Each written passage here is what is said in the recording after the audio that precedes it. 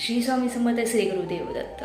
शुक्र बलवान करण्यासाठी मी वेगवेगळे उपाय नेहमी सांगत असते. शुक्र जर तुमचा बलवान असेल तर प्रत्येक गोष्ट तुम्ही अचीव करू शकता. पॉझिटिव्हिटी आणि कॉन्फिडन्स तुमच्या माइंडमध्ये येतो आणि ज्यावेळेस आपण पॉझिटिव्ह आणि कॉन्फिडन्स असतो ना, त्यावेळेस आपण अशक्य ही गोष्ट शक्य करतो. कारण स्वामींची कृपा तर आपल्यावरच असते. पण तुम्ही म्हणाल की शुक्र बलवान करण्यासाठी काय करायचं आहे?